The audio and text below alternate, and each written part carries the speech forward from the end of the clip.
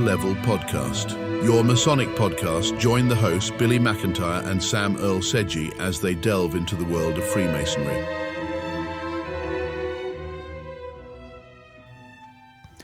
Welcome to yet another episode of On the Level podcast. I am with my co-host, worshipful brother Billy McIntyre. I'm your host, Sam Earl Sedgey, and this is such a privilege to be on this show. And Billy, I'm completely pumped and excited with the interview that we just had. And first of all, how are you, man? Well, I'm here to tell you, when we get to interviews like this, I wouldn't trade this podcast for any podcast in the world. I know that's saying something because we're a little bitty podcast, but interviews like this with the Grand Master of the state of Illinois, and this is the second time we've had him, and this is just as good as the first interview. I mean, he's a good interview. That's all I can say. He's a good interview and a very wise man, and very well spoken. Mate, he it just blows my mind, and every time we have him on, he's got something that's really profound and touching to talk about, and it really warms my heart. And I'm not going to spoil the interview for you, but the stuff they do for the widows of our fallen brethren who are in that who have passed away, and the Grand Celestial Lodge, and the dedication, the time and commitment to just that one thing, and everything else they do is just. It's just phenomenal. And as I said, I'm more interested in, the food of the festivals and all that kind of stuff. But the things that really warm my heart is, it's just leadership, right? And it's watching that leadership and being inspired by that leadership, and then being emblematical of that leadership on your local scene. And so that's fired me up when I go back to my lodge and saying, hey, what are we doing for the widows, and what can we do, and what phone calls need to be made. My lodge's pretty good at this type of stuff, to be honest. They are really close knit and tight, and they really look after their members. And there's a few surprises that our secretary is amazing, and we've got a great team of guys, and I miss them a lot. And I hope they're doing well, and then I'm in communication with them when I can. From all the way from the ancient lands of Cathay where I'm at. But yeah, what are your thoughts, dude? I'm just it's such a good time to be in Masonry in Illinois. Yeah. What are your thoughts? Well, about the interview. The interview was really good. We just got done doing my nephew's second degree. Oh wow! A couple days ago after this, and it went really well. We had a really good turnout, and next month we'll be doing his third degree. And he's going through it pretty well. He's of course doing his learning his catechisms, which my brother, the worshipful master of that lodge, Alma Lodge number 497, has insisted he does his his boy, I'm his catechism. Catechism. I don't know why I couldn't say it again. Right. Said it before, but anyway, I kind of tried to push him towards the long form, because I really think that if you learn the long form, you're almost ready to obligate, because you pretty much got it. But he said he's going to learn the long form on the third degree, which to me is the hardest one. I was lucky enough; I did learn, and I did pass that. I did turn it into one of the Grand Master at the time, Grand Master Oakley, and man, that was the hardest thing I ever learned in my life. Because there's so many further. Well, I can't. Yeah. Well, I can say that there's not giving away anything. So many furthermores than that. I thought, oh my gosh, I'll never get through this. But anyway, that's great to hear. That's great to hear. Yeah, it was pretty cool. But anyway, yeah. And then just want to say on there, two of my brothers have become Master Masons, who I've known for quite some time. I co-signed them quite a while back, and they finally have done their second and third degree. A shout out to now a newly raised Master Masons just of this Saturday gone. Worshipful. I don't know worshipful. Brother, Shane Crandon and brother Rick Weiss. One day, if they are so deemed worthy, they might become worshipful masters. Till that day, they Oh, are cool. brothers, and I just want to Yeah. welcome them to the fraternity as Master Masons. It's a huge, and they're Yeah. already very. Congratulations. And then what's really cool is one of them messaged me.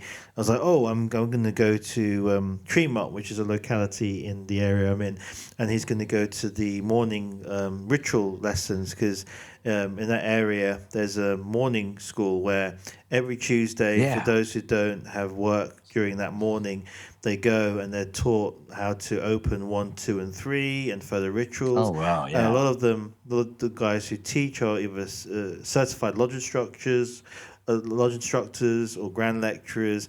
And I used to do that. I used to go there.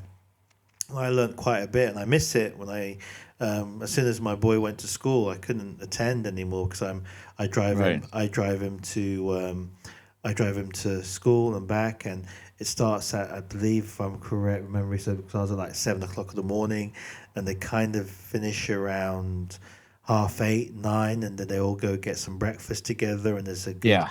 that's really interesting about the morning school is they do all that training, and they kind of have a internal festival board where they go and they have breakfast and they all enjoy each other's company and they talk shop and they just talk about normal things. It was a really, I mean, me being kind of like the upstart young guy going and seeing these mentors and whatever, it was a real privilege. And I was like, just a brother, and here I am, the Yeah. grand lecturer, another grand lecturer, CLI, Bobby Jack. There was worshipful brother Bobby Jack, worshipful brother William Merhoff, worshipful brother, loads of grand lecturers, and a lot of master masons who've been worshipful brothers for decades. They're for Yeah. decades, and it was just a great privilege of watching these brothers, these brethren, with their enthusiasm, still turn up and do the work. And I'm just excited to see someone who's newly raised. I think Rick's going with him as well, brother Rick's going as well. Two very very excited brethren who have just been raised, who are just eager to learn and get involved. And that's what we want. It's all about recruiting the right brothers who can give that time. It's all about timing. Maybe someone's Yeah. not ready that time, but these guys are just chomping on fire and ready to do a lot of good in our area. So I just want to congratulate them. I feel gutted that I couldn't be there for their third degree. I really wanted to. I did fight for it and try to get them to do it a bit earlier, but schedules clashed, and it never Yeah. happened. But I'm just pleased they became master Yeah. masons.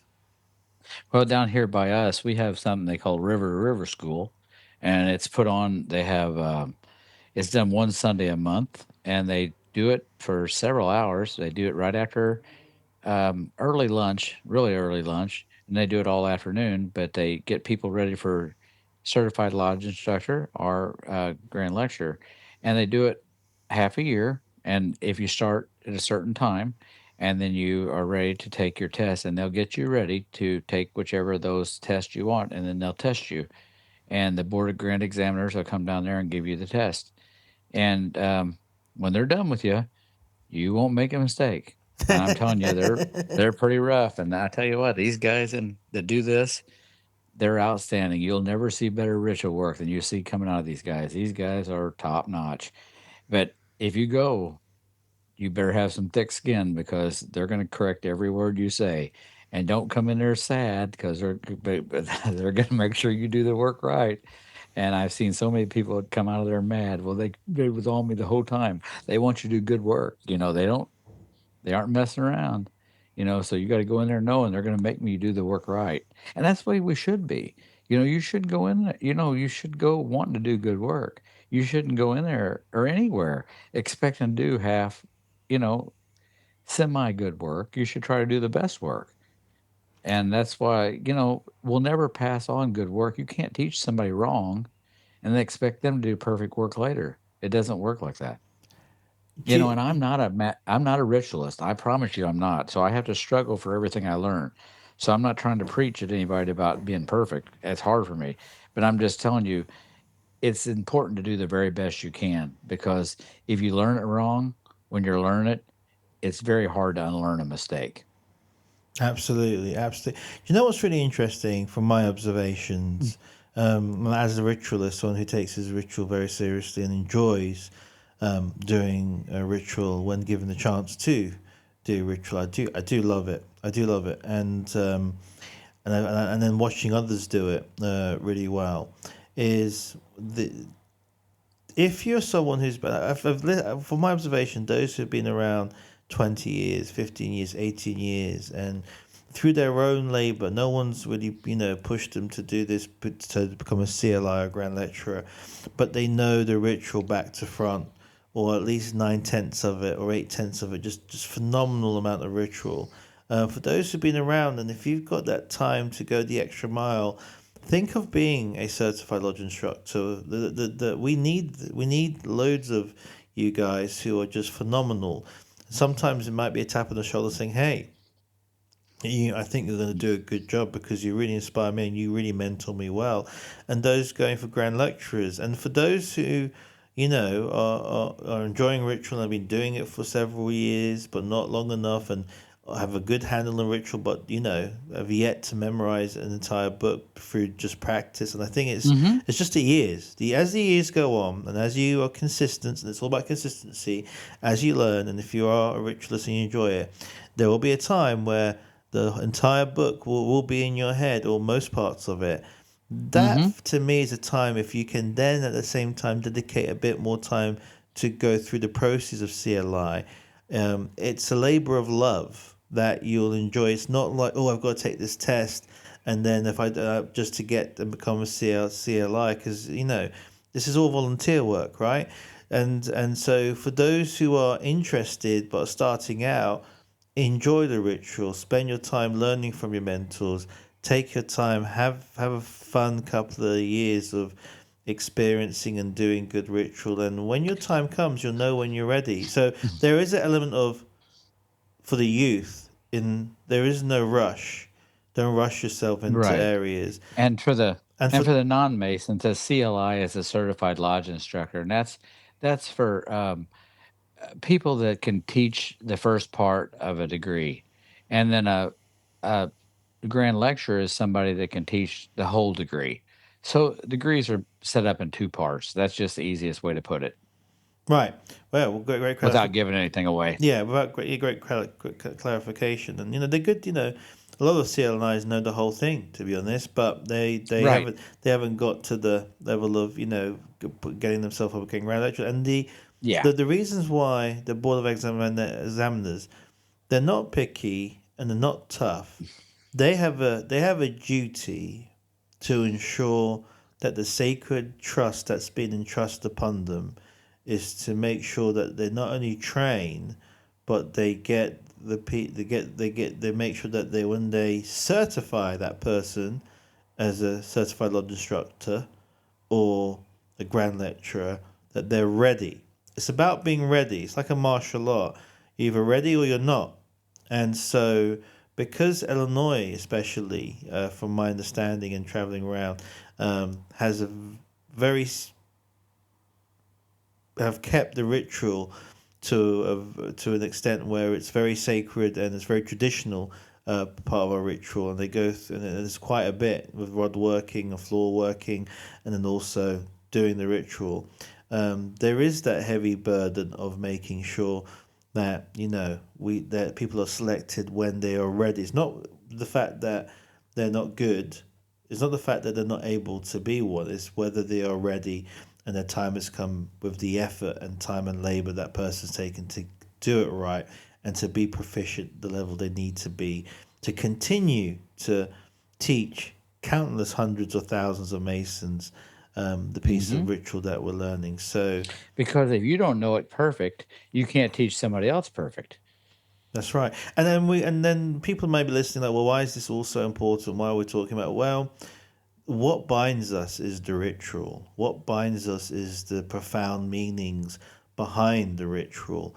What binds us is the contemplation and thoughts, whether deliberately or not deliberately, when you're, getting up and you're brushing your teeth or you're having a certain life experience, and then you refer to something that you have memorized, and that, oh, I didn't realize that. And then you look at things in a different way, or out through the ritual which you do. Generally, the discipline makes you more of a patient person.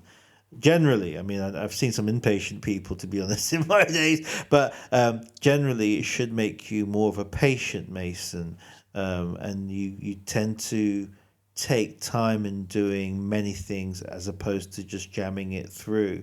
It shows you prudence and patience, and And here's what I like to tell people when they ask. So when masonry came from England or Scotland or wherever it came from, because it's all up in the air. It depends on wherever you're listening from and whatever country you're listening from. If you think it come from there, that's where it come from. I'm not going to argue with you. So wherever it come from, it come across the sea. It wasn't written down. It come from mouth to ear, and it come to this country, and it come somehow from the 13 colonies all the way to Illinois. Illinois wasn't one of the first states, and it wasn't written anywhere. And Illinois has some of the Sam can detest because he's looked in the some of the most original books that's got it written down, and it's almost word for word. So that lessons was taught perfect to someone because they was able to teach it perfect to everyone that taught it. So that's why it's so important to teach it perfect and have the teachers teach it perfect to everyone it's so that they insane. can learn it and pass it on. Yeah, it's Because insane. think about that. How did all those years, hundreds, over 300 years, and that I can't tell you any one of you people listening now a story and have you repeat that story word for word 3 days later to your wife or your husband or your friend, or you can't tell that. There's no way you'll tell that story exactly word for word again. The The rituals are continuation of, pages yes, long. There's no the way. continuation of the craft, and so Illinois Freemasonry, a lot of the ritual and everything else is heavily derived from Scottish Freemasonry, um, Mhm. and Scottish Freemasonry is one of the oldest remnants of Freemasonry. Actually, you can date Scottish Freemasonry before the unification of the Grand Lodge of England. There was a Master of Works during the times of one of the Scottish kings in Freemasonry. And there's an old joke: if you've got a Scotsman, an Irishman, an Englishman, they'll all convince you that Masonry started there in their own Yep. countries. But what we do know some of the oldest origins of Freemasonry, to a great extent, is from these three astute countries. One being my mother country, England. The next being Scotland. And the other being Ireland, and they all have these phenomenal histories and traditions. And if you're one of people like myself that's done the research, and we'll have to go through hours of lectures with you guys about this, and I've done this before within the fraternal organization. I'm one of the people who, through research, not through just blind faith, it was really through trying to disprove it, because that's how I generally try to look at things. How can I unravel this so I can fix it back together? And if I can unravel it and fix it back together, then it's pretty much a solid foundation. It's true. If I unravel it, I can't put it back together. It's a bit of a gobbledygook, made up, fabricated Yeah. thing. But as through trying to disprove it, I've now become a firm with conviction that, with the facts and evidence at hand, that I've seen and I've gone through, that this is 3,000 and 26 years old since the time of King Solomon. That's my opinion. There's a lot of people will agree with me, a lot of people will disagree with me, a lot of people will be in the middle. And you won't know until we sit down and have this conversation. And if you think about it, the fact that the ancient ritual has been passed down for generations and very little has changed. Now, I've seen some of the very earliest degree work that we've seen that was actually written on paper in the Grand Lodge of England in the library, and there have been a few changes here and there. So some has changed. However, not in the context of the greater scheme of things. A lot of the stuff is there. Obviously, Old English with New English, there has been a bit of a translation changes as well because they spoke differently compared to how we speak. But a lot of it is shockingly the same. Point in fact, I always thought that when it comes to the Templary degrees, the Knights Templar degrees, and being a Knights Templar, and going for the Order of the Temple, that kind of the Knightly degrees, I thought because we're separated by this great ocean, America, the Americas, and Europe, that there must have been some sort of corruption and mutation in the United States with a lot of parts of the ritual and stuff I can't really discuss. But upon reviewing some very old books that even predate the United Grand Lodge of England, that goes through a lot of the stuff, especially in diaries of Masons who've passed away hundreds of years ago, very little or nothing has changed at all. And that to me shocked me.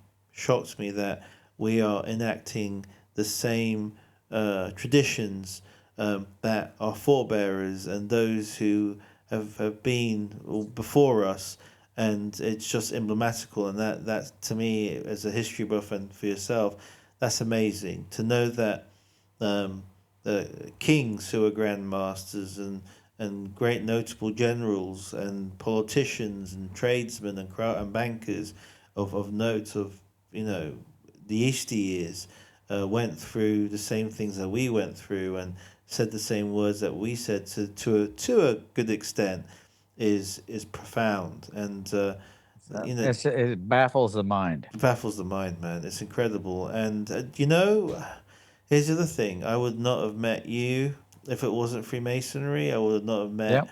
a lot of people that I spend time with if it wasn't for Freemasonry.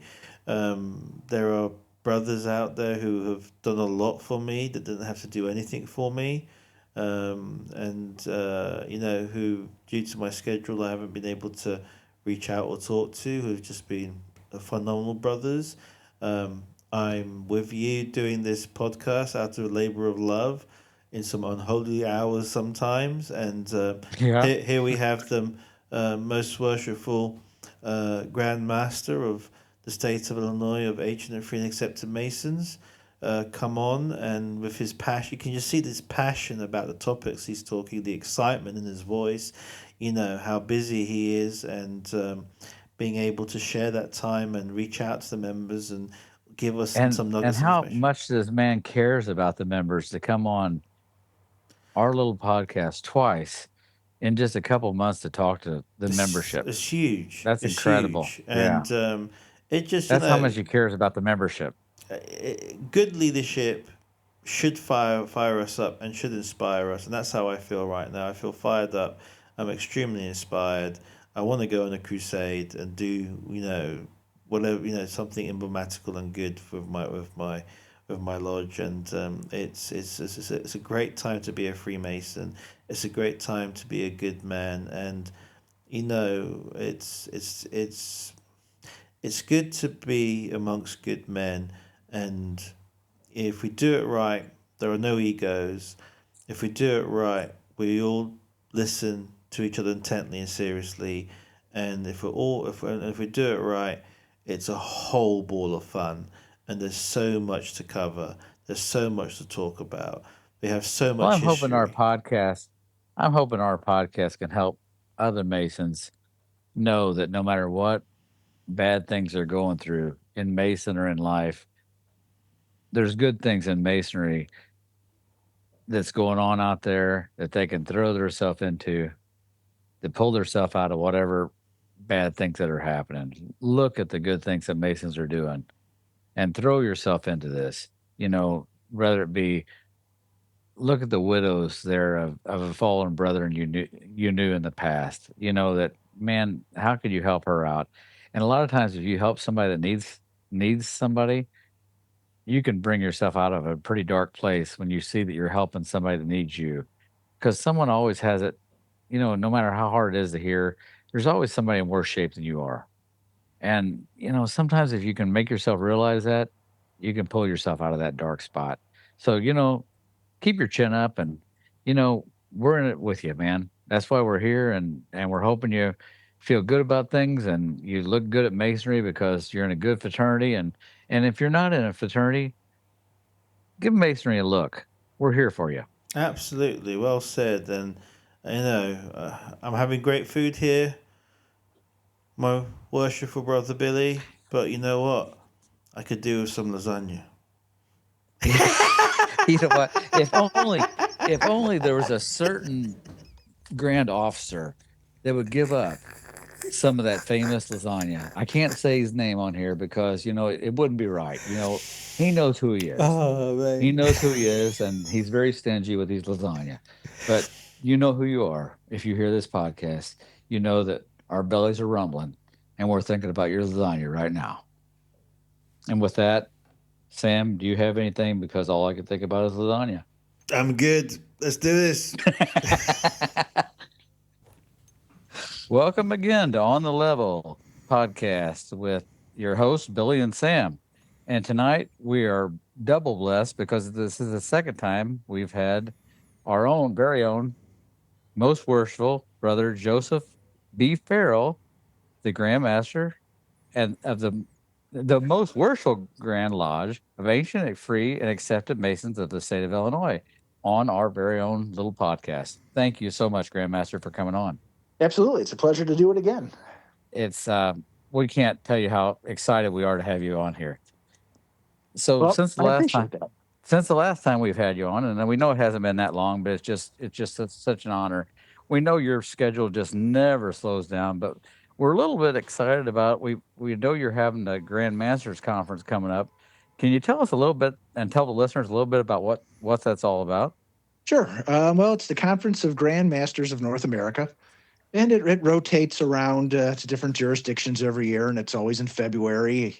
So it kind of always coincides with President's Day.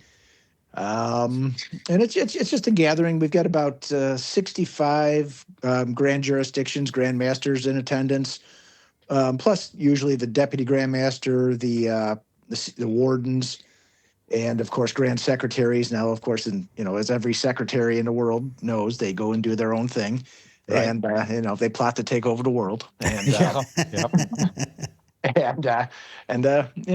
we just discuss a lot of what's going on in our jurisdictions and learn from each other and steal good ideas from each other. I say that everyone knows Masons steal good ideas from each Yeah. other, and that's one of the great things about Masonry, that we can do that and nobody gets mad. No, that's awesome. Why not build on something that works? Absolutely. So it's about what do we got? 4 or 5 days of meetings and breakout sessions and just learning from one another, and of course there's the social aspect and just meeting your counterparts. Um, you know, Illinois, we typically serve 2-year terms, which is not really the norm for the other jurisdictions. Most jurisdictions are 1-year term. I think there's a couple that are 3-year, but Oh so you wow. typically meet with your counterparts, but for us, most of our counterparts move through the line faster, so it gets a little washy. You got to meet the guys further down the line in other jurisdictions. So, Yeah. So which is nice though. you have this every single year then. We do. Okay. Next year, it's going to be hosted by the Grand Lodge of Missouri over in Kansas City. Okay. And I think the year after that, we're going to be up in Minneapolis, which in February is probably going to be a little cold, but Yeah. I'm sure the Grand Lodge up there will do a wonderful job and try and get us good weather. Yeah, hopefully it's settled down a little bit up there. It's a little bit shaky right now. Yeah, a little bit, but Yeah. it's all things. This too shall pass, hopefully. Yeah, hopefully Cool, soon. Yeah. cool heads will prevail all around, I think, and I've got the faith that the country will figure its stuff out in the right way, I hope so. Here, whatever here. that may be. Yeah. So, yeah, I'm sure things are winding back up. I assume that you're busy all the way through Christmas and all the holidays as well, but did you guys get a little bit of a break through then with your busy schedule? We do try and not plan too many things into winter months, and that's mostly just for safety. Mhm. Again, I'm up in the Chicago area. Our junior grand warden Pat Grubbs, he's down, in the south, and Jimmy Jim Williams, the deputy Grand Master, Mm-hmm. he's kind of south and west. So, being that we're all over the state, we do try and take the winter months off a little bit, just again because I don't. Well, while everything we do is wonderful and fun and we enjoy Yeah. it, it's not worth somebody getting hurt. No. So, to answer your question, through Christmas, New Year's, January, February is usually pretty slow, and we'll start getting back in rededication mode and all that good stuff probably end of March, early April. So besides the Grand Masters thing, what's next on your schedule? We'll be visiting with our Florida members. We'll go down there and visit with them, talk about our charities, what charities can do for them, for their widows, for their wives, their families, and also what they can do for our charities. I mean, we're blessed. We've had our membership over the decades have been very generous to Illinois Masonry, and we try and be very generous to our members in need. But you still need to have continued support, and one of the things we do talk about to our out of state brethren is ways to support Masonry, and we do that within state brethren as well. But we do have a lot of members who have retired to warmer weather, so even beyond the asking for donations, it's really about just keeping in touch, reminding our brothers and their widows and their wives and their ladies that we're here for them, even if they're thousands of miles away. Illinois Masonic Charities, we're here. We're not going away. Oh, yeah. I think we talked to Brother Stereo about that the other day. Yeah, that's really a really cool thing that you guys travel down there just to see them. I know they're members, but that's really a really nice thing that the Grand Lodge does. I mean, yes, they're members, but that's going the extra mile to see a member. That's really, I think that's awesome. But we also do in January this with membership in Arizona, and our numbers had been dwindling. So what we did was we pulled up our spreadsheet of members who lived within the areas where we go visit: Tucson, Phoenix, Scottsdale, and we divvied up all those numbers, and we called over 500 members directly, inviting them and just touching base with them, asking them to come out. And we had several widows who say, "Oh yeah, we get this stuff all the time, but we didn't think this was for us." Well, absolutely, this is for you. This is this is very important for the widows to know that we're still here. And we did have one come to one of the luncheons who loved it so much he actually is now offering to put together a widows group in the Phoenix area for Illinois Masons whose widows are in that area, and have kind of a club for them so that they can all stay in touch and help each other and do whatever, which is phenomenal. That's cool. Yeah. It's just another amazing thing about our fraternity. Yeah, that's something that you would never thought of. I mean, that's somebody stepping up and going above and beyond. Yes. So it's worth it. And again, it's really mostly the camaraderie, the friendship, and just reminding people they exist and we're here. Sure. Oh, and I guess you have Masonic Bowl coming up as well. The Scholastic Bowl, yes. Yeah, I'm sorry. Yeah. Yes. Good grief, that is. Yeah, I'll be.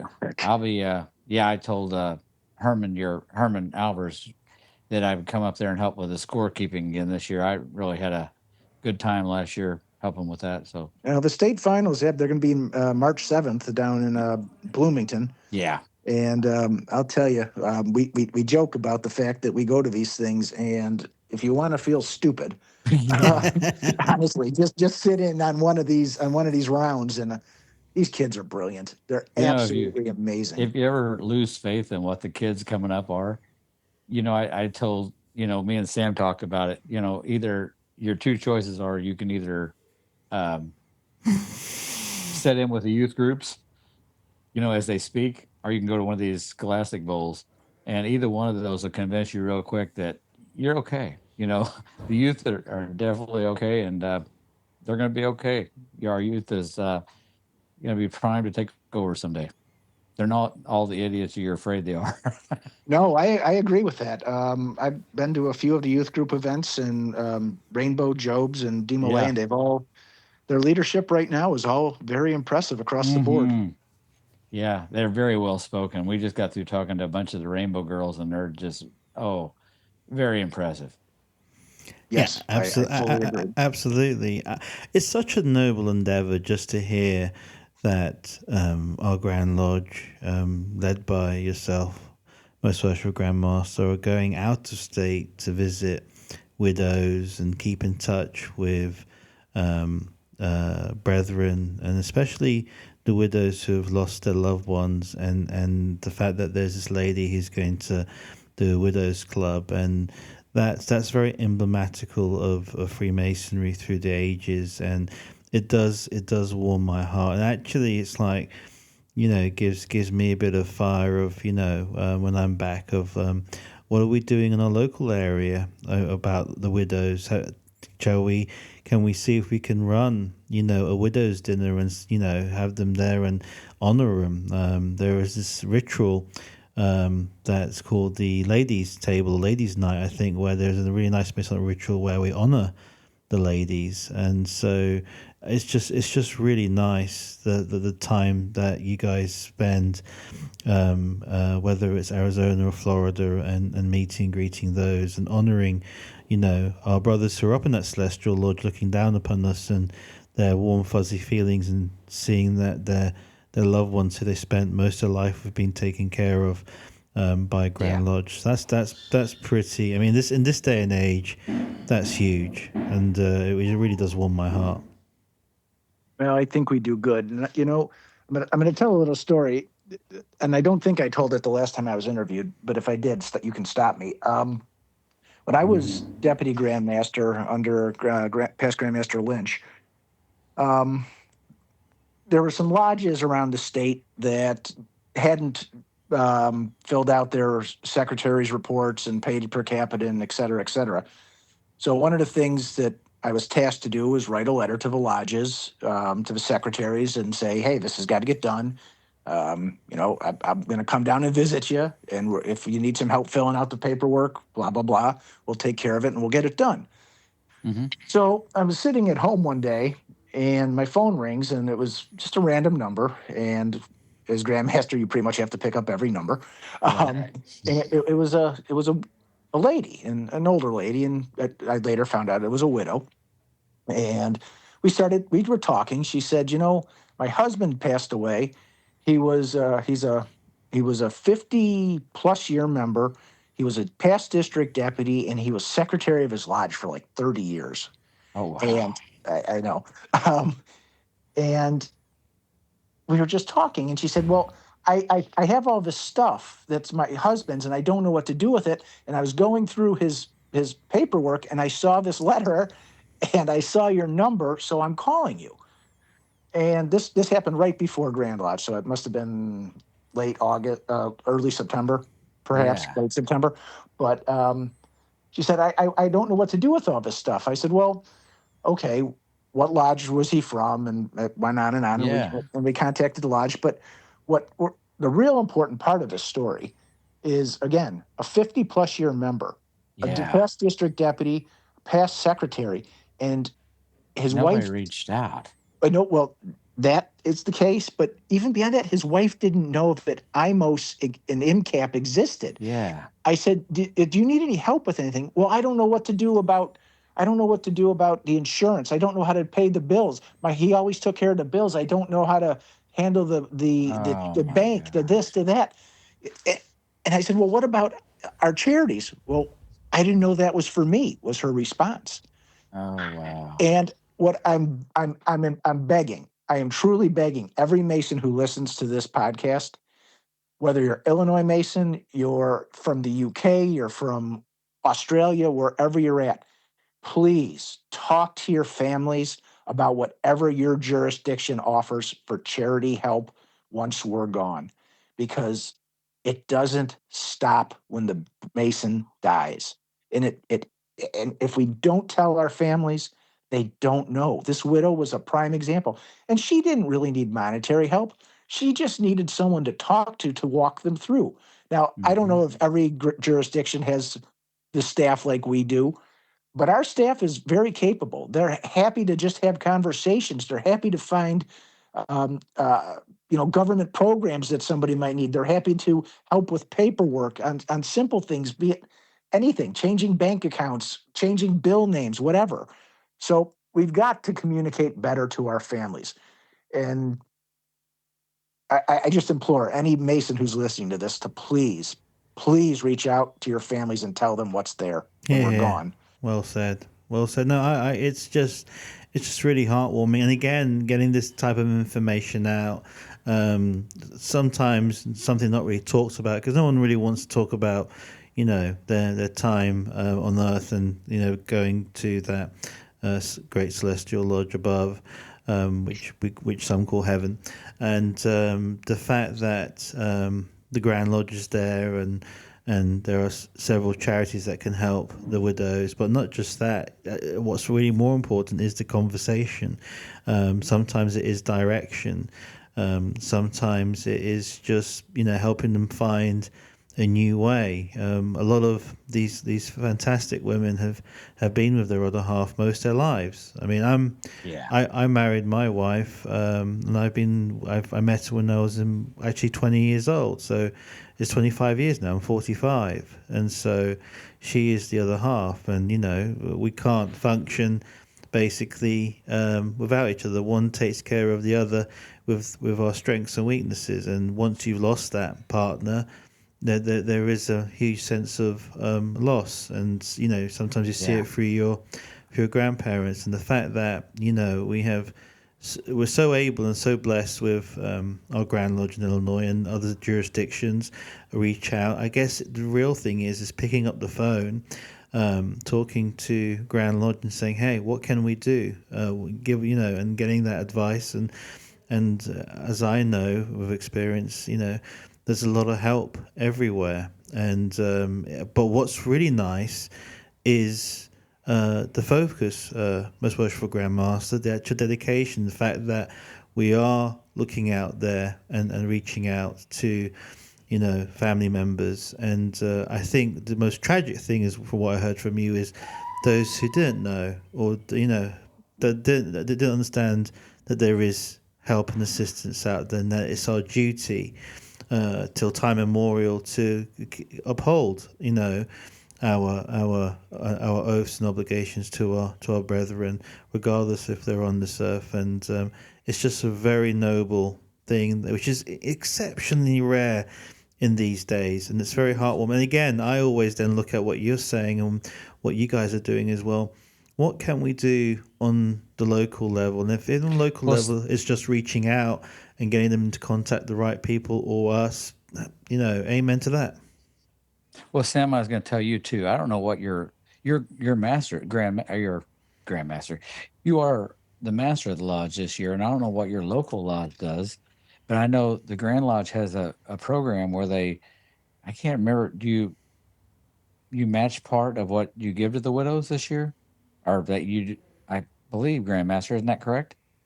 Um, I can't remember. You know what? I'm not aware. I don't believe Okay, that's a that might not program be for right. us. Okay, I'm sorry. Okay, but anyway, I'll tell you what we do. For years, we used to give, I think it was $20 in a McDonald's gift certificate in a Christmas card every year to the widows. And you think we was giving those ladies $1 million because we tried to just give them money. They got so excited about this stupid thing because they wanted to go have coffee together. Yep. And we just give them this, and you'd think he was giving them the world. And they just, and I apologize. I was speaking out of turn. I was thinking about something with with the kids and Youth yeah, organization connection. yeah. Yeah. I'm sorry. Anyway, that's something you can think about because it doesn't have to be a big amount. I think we've went up to 25 in the last couple of years, which isn't much, but we have quite a few widows, believe it or not. And it's not that much really. But I mean, you give that, and these ladies think you're giving them the world, and they get so excited about that.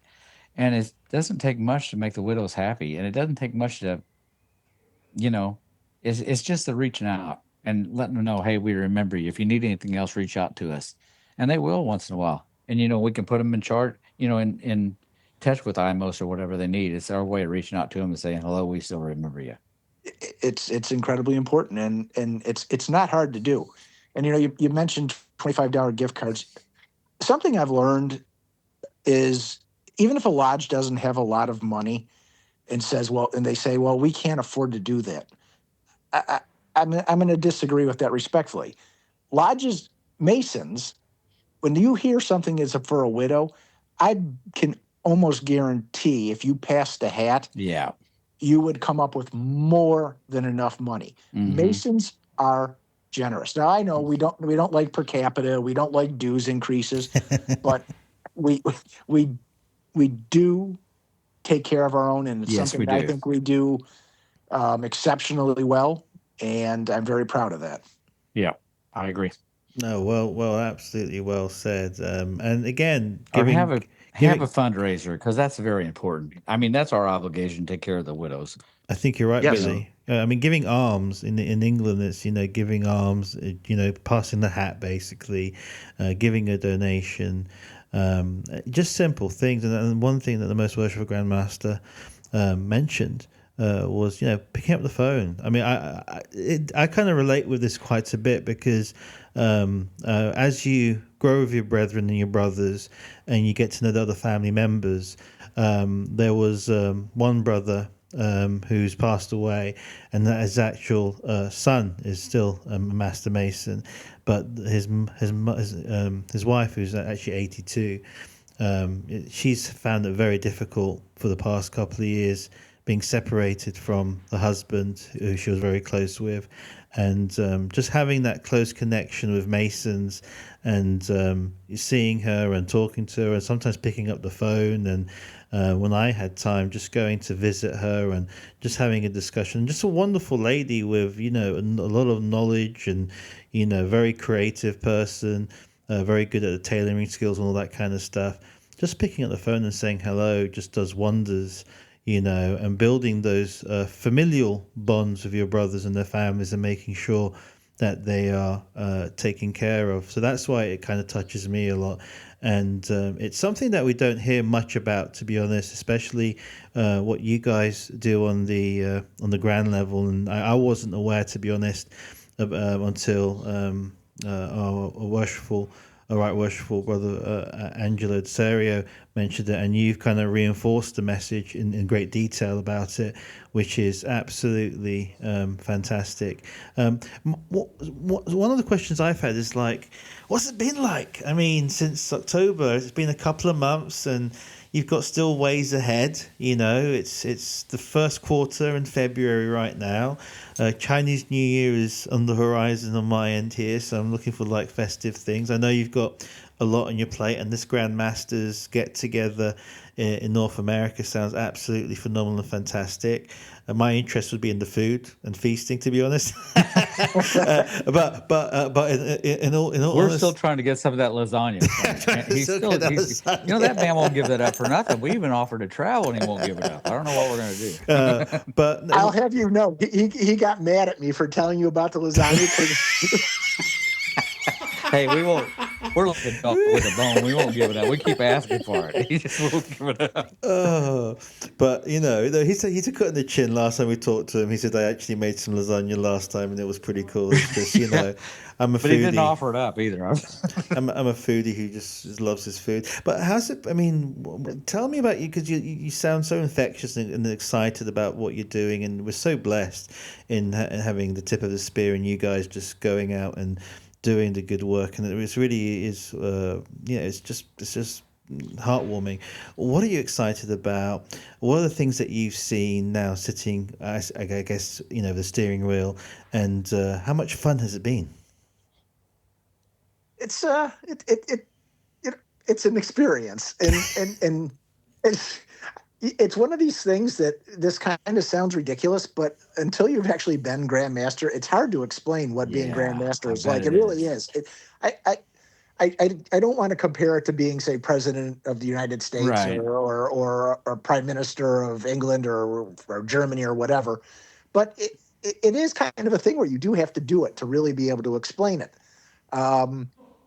It has been a lot of fun, And it has also been a lot of heartbreaking things that I've had to do Mm-hmm. as Grandmaster, and expulsions and suspensions, and I got to be honest, most of the expulsions I'm very sad about. There are several that I've done that, in fairness, the crimes were so horrendous that I'm absolutely proud to get them out of Illinois Yeah. Freemasonry. Um, but it's been mostly smiles, and it's the travel, and I may have touched on this the previous podcast, but the travel, while it's work and it's effort, Mm-hmm. it is worth every bit of it to drive down to Cairo or to Vienna or Mm-hmm. up to Freeport, or anywhere in between, and anywhere and everywhere. It's just wonderful to sit in lodges. I always chuckle. People get incredibly nervous when the Grandmaster walks in, Yeah. and it's all.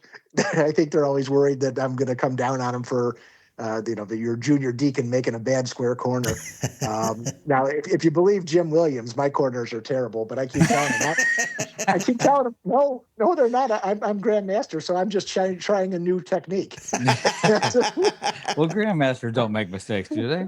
well, That's what I've always heard. well, I'm sure I'll make a doozy here or there, but I'll tell you what, it won't be on purpose, but I'll do my best to make it right. But we're James is human. he's so good with his stuff, and he tickles me, gives you that side eye, and he's such a great man. I love him, but he's so you could tell there's always something behind those eyes. You could read him like a book, and I love him. He's such a card. But Well, I, I'm I was go doing ahead. a lodge installation, and I, I have to admit, I completely pooched it and completely forgot to give the pledge to start the day Uh off. huh. And of course, I've never heard the end of that Oh, one. I bet not.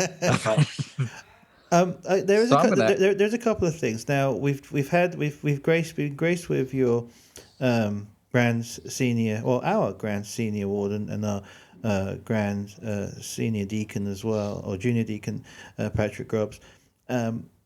They are so infectious. There seems to be so much enthusiasm in the team on Mm-hmm. the Grand Lodge. They are just so passionate about the Grand Lodge and the Grand Line, and the familial aspects that's been created. Obviously, over years with you involved, you've been there for quite some time now, and there just seems to be so much high energy as a team of wanting to do, so much, and working and coordinating together, that it really does inspire. Like, I'm fortunate and blessed and privileged to be worshipful master of Frank and Nicole 1170, and and my brethren's listened to you guys on the podcast, and it really is a breath of fresh air, and it really does generate a lot of excitement. Give us an idea of what the synergies are like on that level, and the fun, the direction, and there is also, the fun aside, you are correct. There is you do come in, I suspect, even in a very small modicum way, as me as worshipful master of Frank and Nicole, I guess it is magnified to a great extent of that sense of responsibility. There is a burden. You're carrying the weights of many grandmasters upon your shoulders. Those who are still, fortunately, around with us today, blessedly, and those who have gone to as I keep saying, to that celestial lodge. And so, and then there are minutes where you have to be firm and fair and make the tough choices, and make sure, one thing that's very important for Master Masons to follow the laws of our countries, and be upstanding individuals. And once we cross that line, there are punitive actions against that, because that's part of our core makeup of being good people, being law-abiding, upstanding members of society. So passing that heavy responsibility you've got, explain first the synergy of the team that you've got, because that really does excite me, and it's very inspiring. And I just want to pay homage to the fact that you are firm and fair, because you are, that you are representing the fraternity. well, I appreciate the comment that I'm firm and fair. I do try to be. Sometimes I do have to delete an email before I send it because I'm still upset about something, and I've learned that again, kind of cliche, but I've learned that you don't send emails when you're angry. Just if you have to delete it, or stick it in the draft pile, or do something and wait till the next day. Right. But as to the camaraderie, I'm positive I touched on this previously, but we are truly a family, and I can only talk about the Grand Lodge line since I got in it, and that was when past Grandmaster Tony Krakow was Grand Master, and at least since then, and I'm sure before that, but at least since then, um, we've it's always been a push. There's always been a push to be very inclusive with everyone in the line, our spouses, etc., and just be very involved. And we spend so much time together that it's easy to be involved, and it's also to have conflict. But it, honestly, and I'm not making this up, we very rarely have any kind of serious disagreement on things, at least since I've been in this line. And it's always been a very civil conversation where we have disagreed, and we usually come to a consensus, and we're very lucky. I don't know, and I don't. I'm not trying to say anything bad about any other jurisdictions, but you hear stories Yeah. where they're Oh, not. yeah. There's several of them having a lot of problems, and Yes, unfortunately, they air them on on Facebook and other things. That it's sad. it is. It's a shame. It really is. And Illinois is, and again, I'm sure many other jurisdictions are set up the same way, but at least in Illinois, Freemasonry truly is not really it's not a democracy. Mm-hmm. It really is truly a dictatorship based on the Mm-hmm. way our Constitution's written. The Grand Master interprets code. He's the only one who can do it. The Grand Master has a lot of very, very powerful abilities. Um, but again, at least since Tony, and again, I'm sure before him, um, we don't operate that way. We operate as a board. We have discussion, we have debate, and it's usually, or if not always, the will of the majority. And I mean, I don't think we've ever had a real big difference where it came down to the grandmaster making the final decision. Although the buck does stop in the grandmaster's chair. Um, all the guys before me have typically spoken last, so as not to sway anyone with their opinion. And I think that is one of the reasons that we get along so well. That our jurisdiction, I think, and I hope everyone in Illinois agrees, is fairly well run. And I don't mean that as a compliment to myself or a pat on the back to myself. I mean that as a compliment to the entire board, to our office staff, and quite frankly, to our membership. Because if the membership isn't behind what you're doing, um, it's going to be rough. It's going to be rough to govern, and it just doesn't do the fraternity as a whole any good if you're acting like a dictator and running around making crazy edicts and just doing what you want to do without any kind of conversation or input. Well, Well, I can tell well you, said. no, well, I can tell you, I've got a lot of positive feedback about not only your line. I call, I, to me, it's your line, but not because you are the dictator, but because you are Grandmaster this year. And that's what I mean by your line. Sure. Um, but especially because you guys seem to be all very, receptive to people and very approachable, and they think it's great that you're being heard, and we can even listen to them on your podcast. We heard, the Grand Master was on there, he's talking, telling, and we heard them explaining stuff, and we had never heard people explaining stuff before. We didn't even understand some of that stuff before, and they was telling me how great that was, and I said, yeah, well, they're going to come on again. I said, well, that's, they're busy. That's up to them. That's, I can't just call them up and tell them to come on again. That's up to them.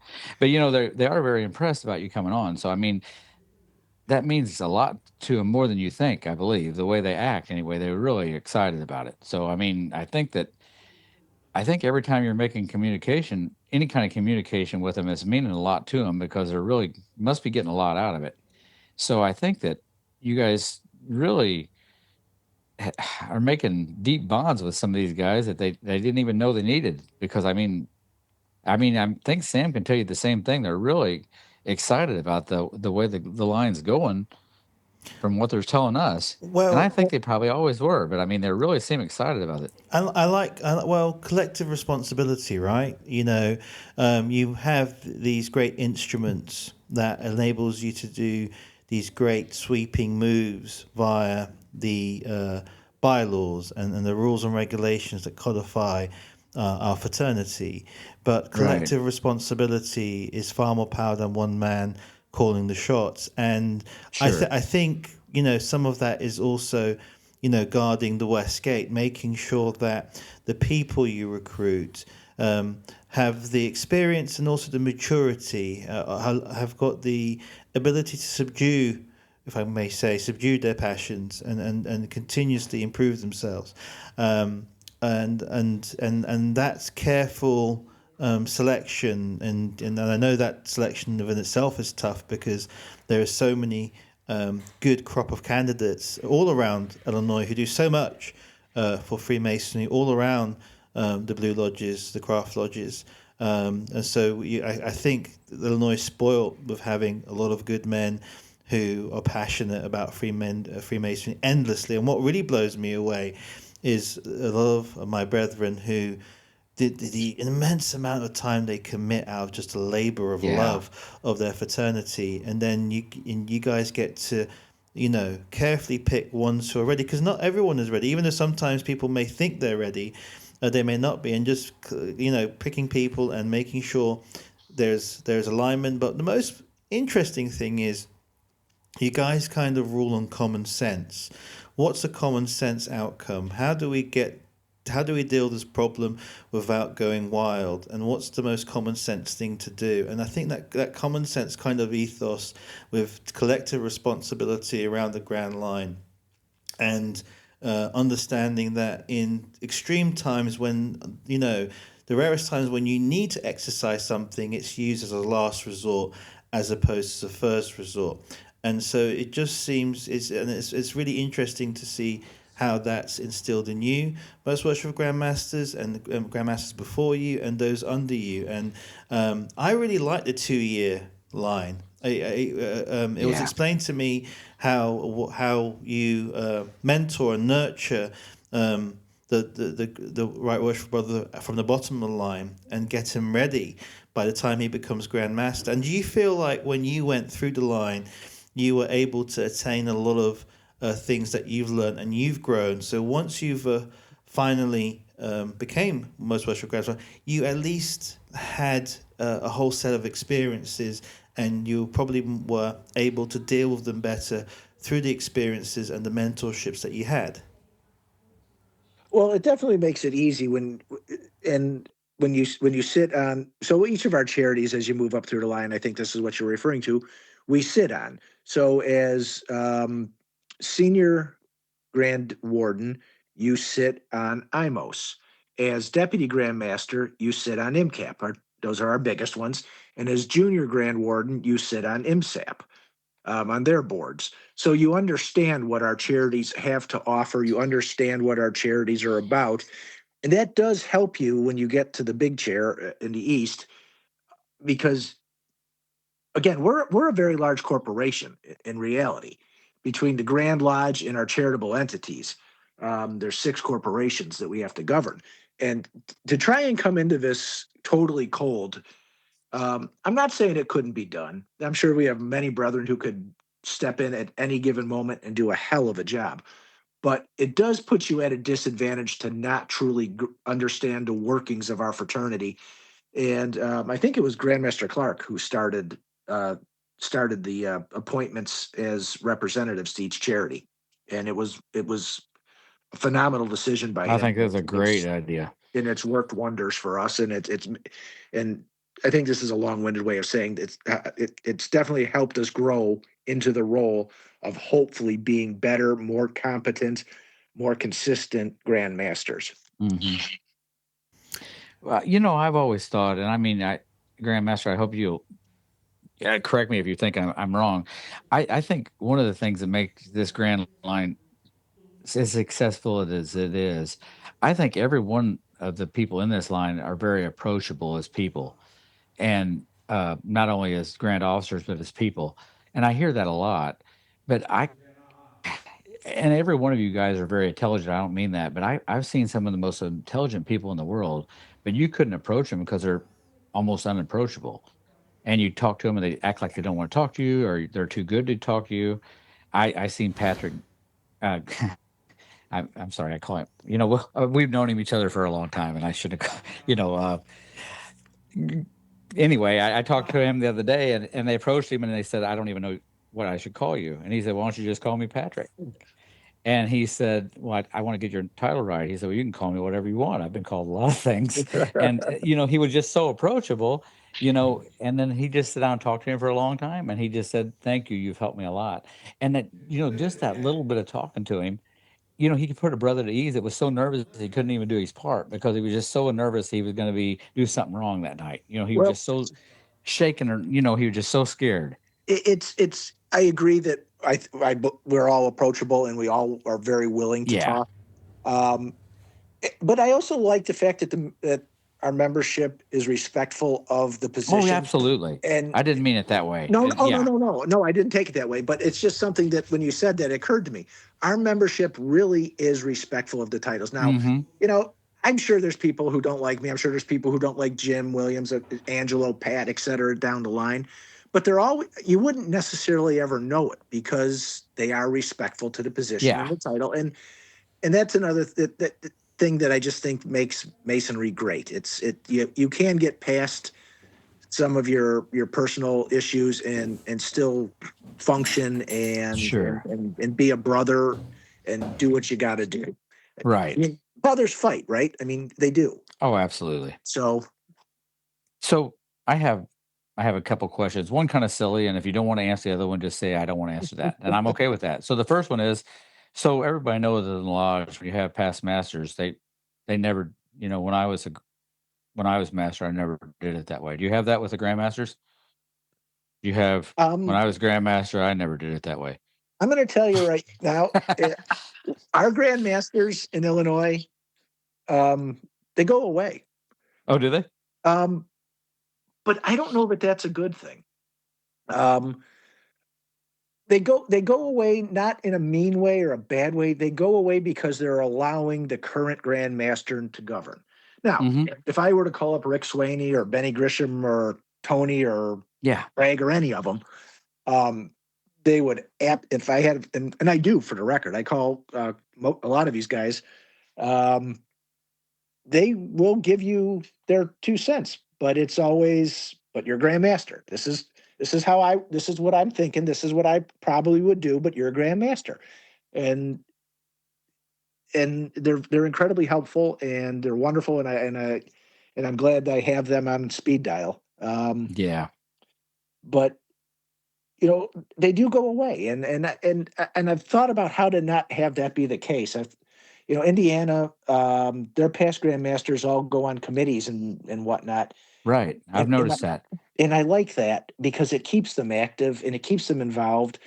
And I'm not kissing up to my predecessors, but they are they're fountains of good information. There's a They've lot of been there, knowledge they've there. done it. Yeah. I mean, it's a collective of encyclopedias just waiting to be Yeah. taught. Yeah. Well You're right. said. Was it? My last And so question. this last, I got one last geeky I got, question. My go my, ahead. my geeky question is, and it's only because for me it'll be very exciting, and maybe I'll make the trip as well just to see it all and the fanfare is. It's okay if it's not on the cards, but will you ever go to England and to Freemasons Hall in England as Grand Master? Because that to me would be super epic. Would I? Absolutely. I would love to, actually. I just haven't had any good opportunity to do it as of yet. Um, I will say that I've been looking into a trip to Scotland for the family Oh a wow! lot. Oh wow! And and I know both Kim and Kate would love to swing by and stop in England and London on the way. But I've been to England, I've been to Scotland. few times over the years. I've had wonderful times. Checked out Loch Ness when I was younger. Didn't see anything except some wood What a floating shame. in the But was it really wood? That's what I want to know. Well, that's true. It could have been Could have been Nessie's, Nessie. You that's never right. know. It could have been a backbone or something. But yeah, to answer that question, yeah, I would love to go and check things out, and even if I wasn't going as Grand Master, but I think it would be kind of fun to do it as Grand It Master. would really be cool as Grandmaster, yeah. Just a few clarifications, just for those who are non-Masons and who are listening around the world.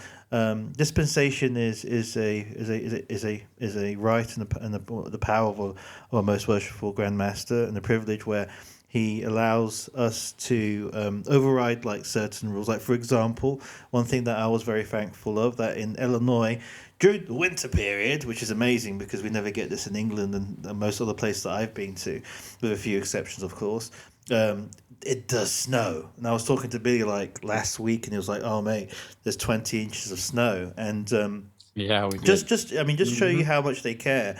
And the dispensation he gave was, you have if you as a lodge want to, you can go dark in January, which means you don't have to open your stated meeting, because the weather can become very treacherous, and there's a lot of car crashes on the road. Some roads are not well maintained, and just that due diligence and care for the membership. And we come from all walks of life, all ages, and just giving us that responsibility, choosing to in lodge to make a vote, come to agree with them whether we want to or not. Was really heartfelt, and that's what the kind of dispensations that you give, or doing some sort of joint degree that's out of lodge somewhere else, is dispensations need to be given, and that basically helps get around some of the rules when there's like an emergency and something needs to happen, as we are coded by a codification of bylaws, which are Grand Lodge bylaws, and and we take those rules very, very seriously, and that's how we operate and function as an organization, through the Grand Lodge bylaws. And then the lodges have their own bylaws, but really we take direction from Grand Lodge bylaws, so much so that in every stated meeting we read out one of the bylaws in random, which is kind of fun, because sometimes you find out stuff that you go, "Oh, that's really interesting. We never knew that. We should pay a bit more attention on that particular part." And so that's what they mean by dispensation and stuff like that. That's all I wanted to add. And Sam, the sad thing is, the reason they have to give us those dispensations for weather is because the younger people that probably could make it, they were already not coming. But the older people, like the 80 and 90-year-olds that has no business on the snow, they would have been there no matter what. That's the truth. The ones that should be able to make it, they weren't coming anyway. Well, you know but what? Thank you, Grandmaster. I know you're. No, go on. Sorry, buddy. I'm so sorry. Go ahead. No, I was just going to say, I know we don't want to keep any more of his time. He's a busy man. Yeah. Well, once this is over, I'm going to take a drive over to O'Hare to pick up my fiance. She had a work emergency. She flew out to Miami this morning, and she's coming home tonight. Oh, wow. Oh, okay. Well, thank you so much. Thank you so much, and you be safe, and Godspeed, and thank you. Thank you. Thank you. Can't thank you enough. My pleasure. It's enjoyable. Thank you, guys, and I look forward to seeing you out and about around the state.